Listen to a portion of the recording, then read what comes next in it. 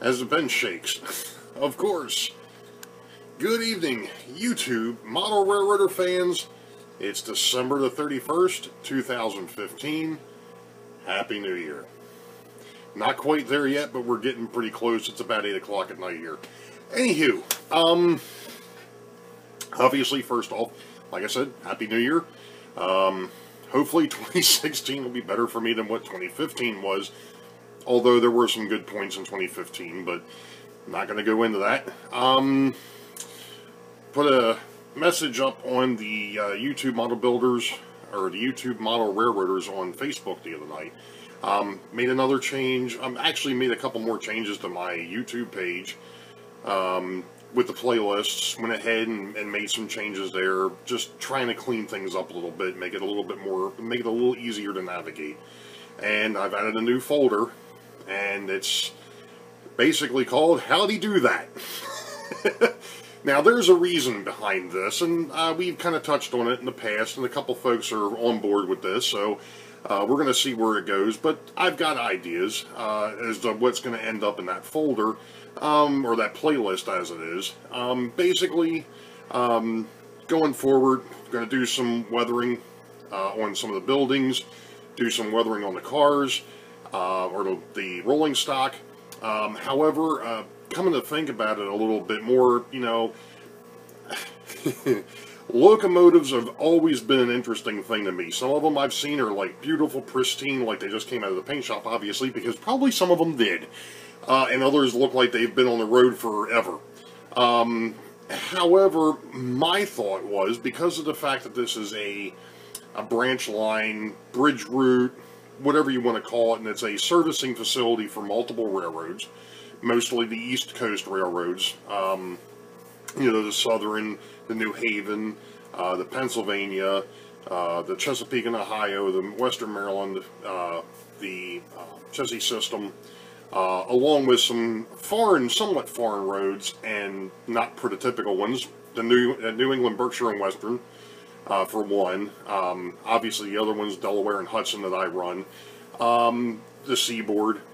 But what I was thinking is since this is a, like I said, a servicing facility, things of that nature, and one of the things that I'd seen on a video that the Union Pacific is doing these days, is whenever their locomotives come into the big rail yard out in,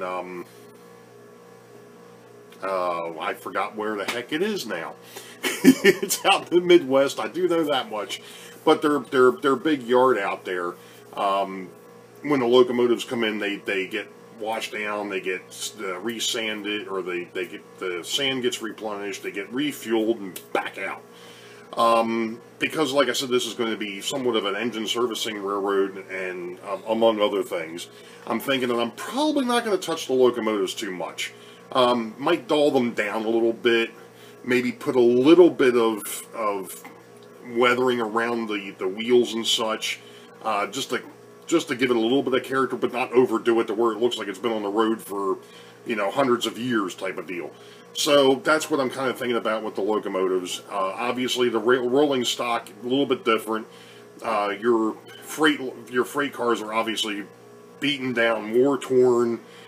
You know, they're on the road constantly. So those there are going to probably get a heavy dose, and I've got my own methods, which I'm going to be, since we're talking about it, that's what's going to end up in that playlist.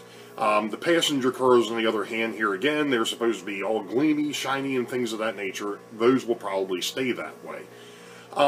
Some other things that I'm going to work on, like I said, the buildings, going ahead and weathering them up, dulling them down a little bit, painting the insides so that the light doesn't shine through them. That's the types of thing, that's another thing that'll show up in that new playlist.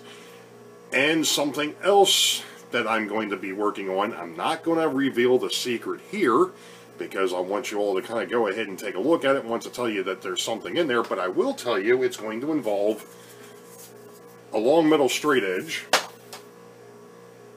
Excuse me while I find some place to put it where it won't fall down and make a heck of a racket. A piece of foam core, a marking pencil, or a marking pen, pencil, pen, what have you, and a hobby knife. going to keep you all in suspense for a while. I'm hoping to get started on what I want to do this weekend. More to come on that. Put this over here before I ruin it. Put this back over here before I lose it. Although I've already lost it, but that's beside the point. Anywho, so that's what's coming. I've also come up with yet another idea. Came down here the other night with my daughter. We went ahead and retook some measurements, found out that I was a little off on measurements, not far enough to really cause a concern. But looking at what I've got down here and looking at where I want to get to, I've decided to go back to something that Lynn Westcott did or talked about doing years ago, the model railroad that grows. And basically taking what you have and just kind of adding to it. So, because of the fact that this thing's inside out, and I've mentioned that before, one of the things that I'm going to do, or the new plan, which is now, I call it Plan 16, the flip. And it has nothing to do with, well, we won't go there. This is a PG program, so we won't go there. Anyway, literally what will happen is the town of Boeville, as it sits today, we get rotated to where the bridge sits. The bridge would then come over towards where I'm at. There would be an add-on where the bench presently sits. It would go over here towards the bench, be about 2 feet away from the bench, obviously aisle space. And then it would go ahead and kind of bend going over towards the sump pump closet, and then would bend back around that back wall, back over to Boeville. I haven't really dug into the plan too much as to where I'm going to put passing sidings, industrial spurs, things of that nature, but I did come up where I've got one thought in my head for a special project kind of corner, for lack of a better term, that I'm thinking about doing. And literally what I've decided to do is just leave this thing in the loop that it's in now. It works for me, but one thing that obviously will change once the layout is expanded is instead of there being 2 freight lines and 2 passenger lines, there will be 2 local freight lines, which presently exist, and then what is the passenger lines today would become your passenger line and your through freights. So they're going to share trackage, which gives me a little bit more operation, expands things a little bit, and it's going to give me more of what I wanted, or what I want, which is the operations side. So that's kind of where that's coming from. I think it's going to be a better plan. I'm going to go straight 22-inch radius around the whole thing. The 18 and the 15 that's on here now, I'm not going to say I'm going to get rid of it, but as far as the main lines go, that goes away. It's going to go flat 22. And of course, folks are probably saying, well, why don't you just go 22, 24, on out from there? The thing is, I get it. I understand it. Obviously, passenger cars and larger locomotives look better on a longer radius. However, when you've got the space constraints that I've got down here, in the essence of trying to portray a bridge route, I think it's better off if I just stay with the 22-inch. It still gives me that it's still a wide enough radius or long enough radius that the passenger cars and the big locomotives don't look too far out of place. Case in point, years ago was trying to run the GG1 on 15-inch radius, and literally on the corners, you know, the wheels are sticking out from the underneath the locomotive like this, and the locomotive's sitting straight. It looked a little funky. 18-inch radius wasn't too bad. 15-inch radius was ridiculous.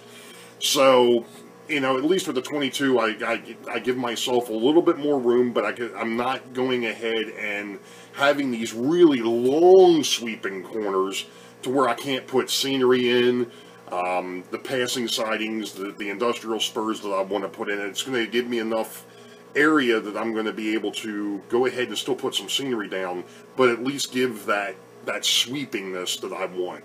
So, you know, there's got to be compromises. That's the whole point of model railroading. There's always going to be a compromise somewhere along the way. That's my compromise. I'm not going to go any higher than 22-inch radius. You all can go ahead and kick me now. That's fine. But then again, it's my railroad. We've talked about that before. It's your railroad, you do what you want. So that's kind of where that's headed.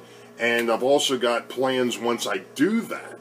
I've talked about it before, the walk-around throttles.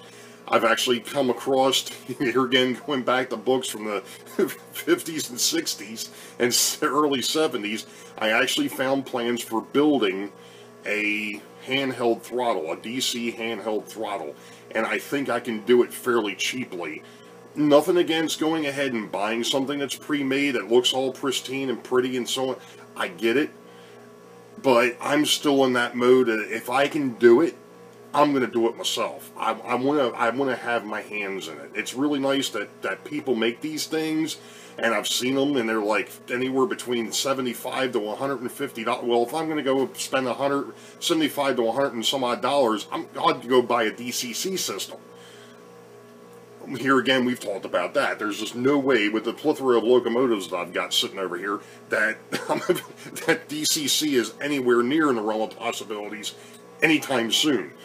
So the old analog way is going to stay. That sounds pretty cool. The analog way is going to stay. I'm telling you, it's one of those things. I'm on call. It's New Year's Eve. Those that work in industries where you're the guy that if something falls apart, they're going to call. You know exactly what I'm talking about. Anyway. So, that's the whole thing. That's the plans. Like I said, there's that new playlist that's called How Do You Do That.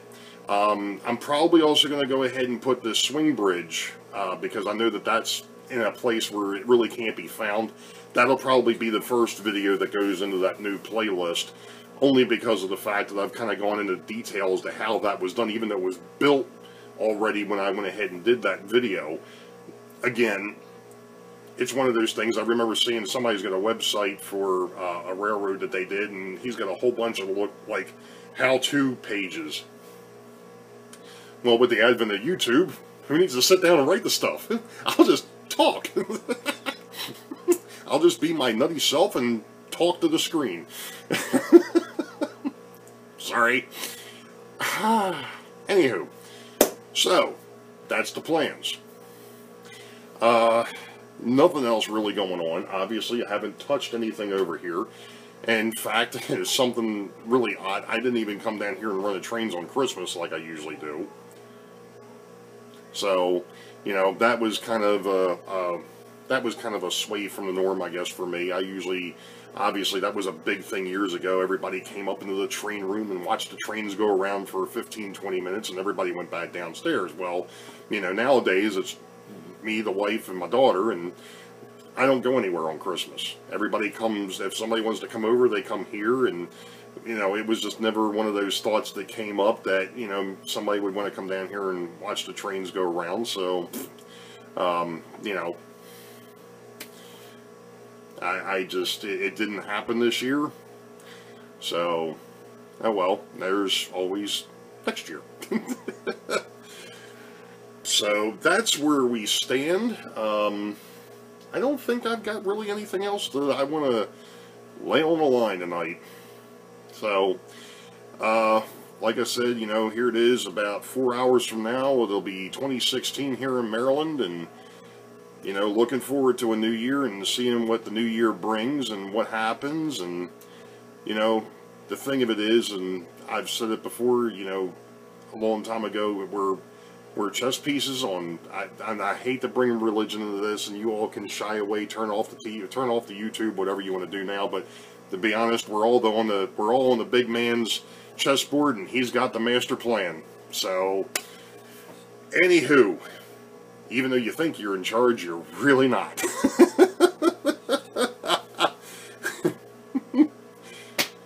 It is what it is. We're up to 14.5 minutes, and, you know, I'm trying to keep these things on the short side, so, you know what? You all know the deal. Happy New Year. Be safe. Stay sober. Stay out of trouble.